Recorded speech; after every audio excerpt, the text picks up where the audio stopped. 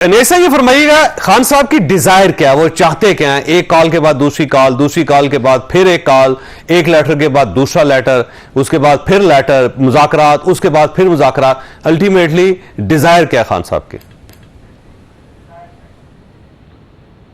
चौधरी साहब, जितनी मेरी कोई थोड़ी समझ बूझ है और मुझे खान साहब को जांचने परखने का कहूँ, एक बड़ा एक अच्छा एक मेरा आइडिया, आल दो पिछले 12-13 साल से मेरे उससे कोई रब्ता नहीं है और बहुत कुछ जो तब्दील हो जाते इतने अरसे में। इमरान खान साहब बज़ाहिर उनके बहुत सारे उनके प्रॉब्लम हैं और वो इस वक्त एक उनकी शदीद एक उलझन के अंदर है। ज़हनी तौर पर कितनी सामने आती है उलझन वो तो सब नहीं पता चलेगा और ना वो किसी को पता चलने देंगे, लेकिन जो उनके एक्शंस हैं वो ये बताते हैं कि उनको अपनी पार्टी के ऊपर भी गुस्सा है और उनको जाहिर है कि मिलिट्री एस्टैब्लिशमेंट पे तो बहुत ज़्यादा गुस्सा है और बाकी भी उन लोगों पे गुस्सा है। तो पार्टी के ऊपर खसूसन उनको मायूस भी हैं। आज भी उन्होंने जो आपके सामने आया कि अली मीन गंडापुर साहब के बारे में उन्हें गुस्सा किया है कि उनके जो काम हैं उनको सख्त नापसंदगी से देख रहे हैं। लास्ट टाइम मेरा ख्याल है कि जब बुशरा बीबी 24 नवंबर को आई हैं तो हकीकत यह है कि इमरान खान साहब ने 24 नवंबर का जो डी चौक में पहुंचना था वो हुकूमत से ज़्यादा अपनी पार्टी को टेस्ट करना चाहते थे, वगैरह कोई रीज़न नहीं था। उससे पहले 3-4 हफ्ते पहले अली मीन गंडापुर साहब आए थे और डी चौक पहुंचने के बाद बकौल उनके वो कोई 8-10 जिले फलांगते हुए पेशावर जा पहुंचे थे 2 दिन बाद। तो उनके वो ये इमरान खान साहब इससे बड़े फ्रस्ट्रेटेड थे कि यार इतने वसाइल थे, सब कुछ था और केपी से उनका ख्याल था कि टाटे माता समुद्र आएगा। तो चुनाचे में बुशरा बीबी को निकाला, उनका ख्याल था कि नया फैक्टर आ जाएगा। अच्छा, मैं ये समझता हूँ भी फैसल को मेरे ख्याल तजर्बा नहीं है। हमारे जो छोटे प्यारे भाई फवाद चौधरी साहब हैं वो चूँकि एक्टिव पॉलिटिक्स में है, उनको सारी बातों को पता है। ये बंदे इकट्ठे करना जो 5-10 हज़ार बहुत बड़ी बात होती है। अगर आप 10-15 हज़ार बंदा वाकई इकट्ठा कर लें तो आप समझें कि आप उसको 50-60 हज़ार की गिनती कर सकते हैं। ये 80 हज़ार की गिनती जो है ना पूरी नहीं होगी, क्योंकि इमरान खान साहब जब 26 मई 2022 को इस्लामाबाद अपनी वलवल अंगेज क़यादत में लाए थे और केपी की पूरी हुकूमत उनके साथ थी। और आपको याद होगा कि 26 की सुबह पहुंचे थे, 25 को चले थे, तो आपने देखा कि उनके साथ बंदे 3000 भी नहीं थे।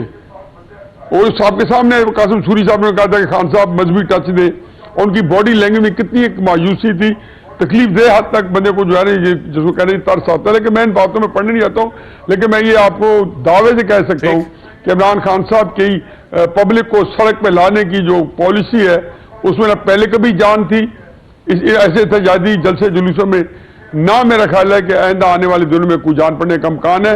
ये कोई ऐसी चीज़ नहीं है रॉकेट साइंस की जिसको समझने बूझने में कुछ बंदे को थोड़ी कोई गलती हो जाए।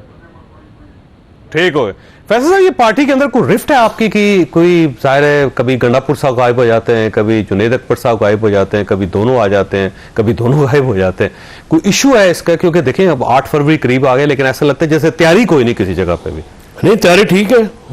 उधर अली अमीन भी उसमें बहुत इंटरेस्ट ले रहे हैं और जुनेद अकबर तो आज वैसे इमरान खान साहब नाराज थे मेरा ख्याल है। नहीं, वो नाराज नहीं थे। वो जो वहाँ पे वर्कर्स का आईजी जो आए हैं नए, उनकी शिकायत थी कि वर्कर्स के ऊपर प्रेशराइज किया जा रहा है। ठीक है, तो ज़ाहिर है वो उन्होंने सीएम को कहना था, वो हर बात नाराजगी नहीं होती। ज़ाहिर इमरान खान साहब बात करते हैं, ठीक है, अली से वैसे भी डायरेक्ट भी बात। आईजी साहब चाह रहे हैं कि वर्कर्स ना निकले। नहीं, आईजी साहब चाहे ना चाहे पीकेपी में तो वो निकलेंगे और उनका ये काम भी नहीं है। बुनियादी तौर पर जो देखें बैलेंस हुआ है, बैलेंस ये हुआ है कि हुकूमती जिम्मेदारियाँ अली अमीन साहब ने ली हैं और उनको डिज़ायर थी उनकी, जुनैद अकबर खान को दिए हैं हमने इंतजामी खान साहब। अब जुनैद अकबर जो है ना वो बड़ा हमारा एक एंथुसियास्टिक वर्कर है, कमिटेड आदमी है।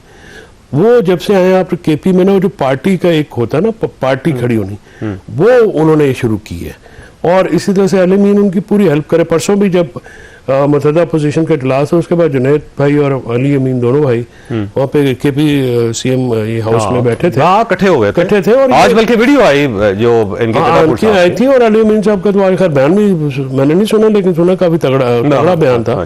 तो ये वो हमारी एक है, जिस तरह से अभी आलिया हमजा पंजाब में आई है तो देखें ना वो कितनी एंथुसियास्टिक वर्कर हैं और वो कर रही है। ये 8 तारीख को के बाद आप देखेंगे चेंजिंग्स, अगर यहाँ पे परफॉर्मेंस नहीं होगी ना तो चेंजिंग्स आएंगी। अब पार्टी में जो लीडरशिप शो अप नहीं करेगी कारकुनान के साथ, वो भी अपना साथ देंगे।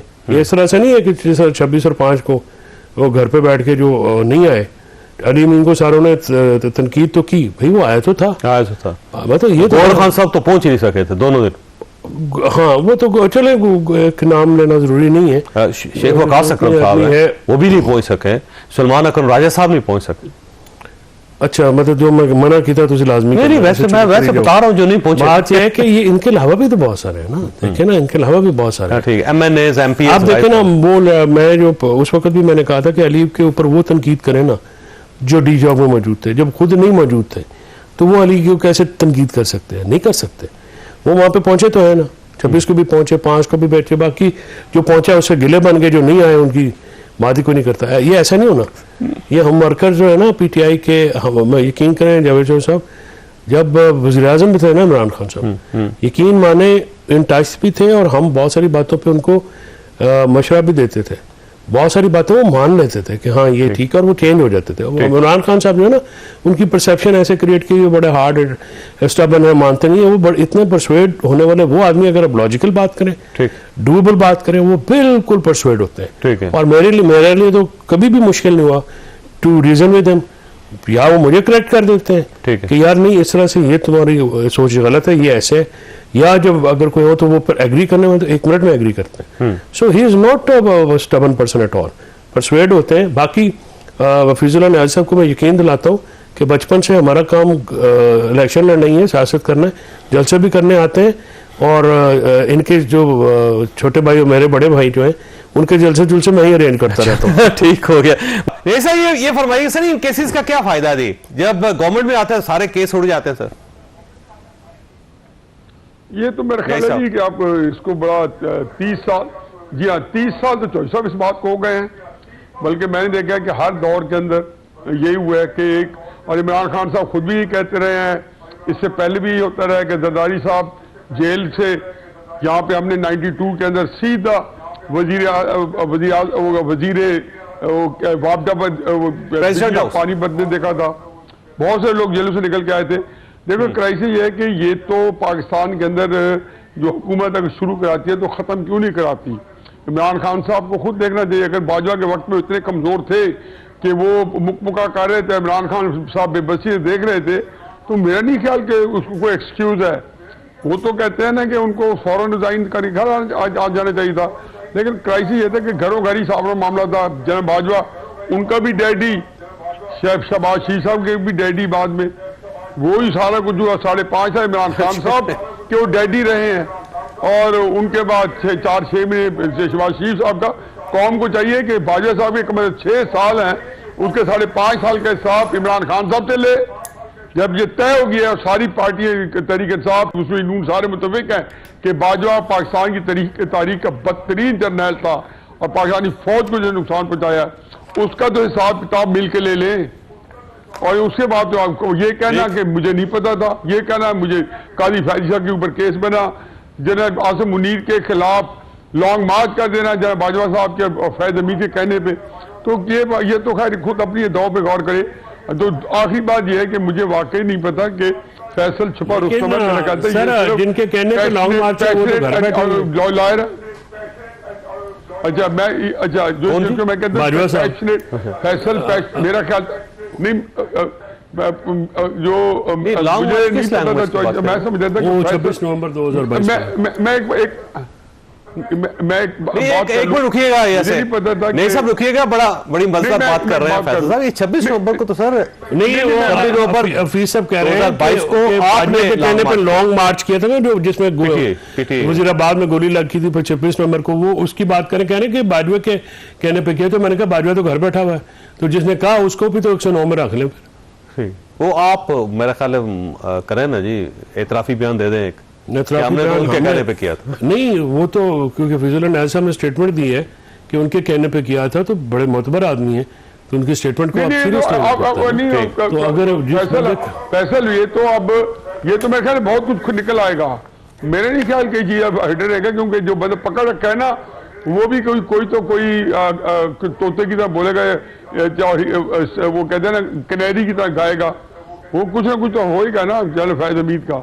ऐसे तो नहीं अब चला जाएगा कोई इतनी लेकिन सर वो पता नहीं वो केड़ा बंदा पकड़या, वो बोलता ही नहीं पिया इन दिनों। ठीक हो गया। मैं तीनों मेहमानों का शुक्रगुजार हूं, खास आपने गुफ्तगू सुनी, फैसला आपने करना है। अल्लाह ताला आप और आपके अहले खाना को हर किस्म की मुसीबत से महफूज रखे। पाकिस्तान जिंदाबाद।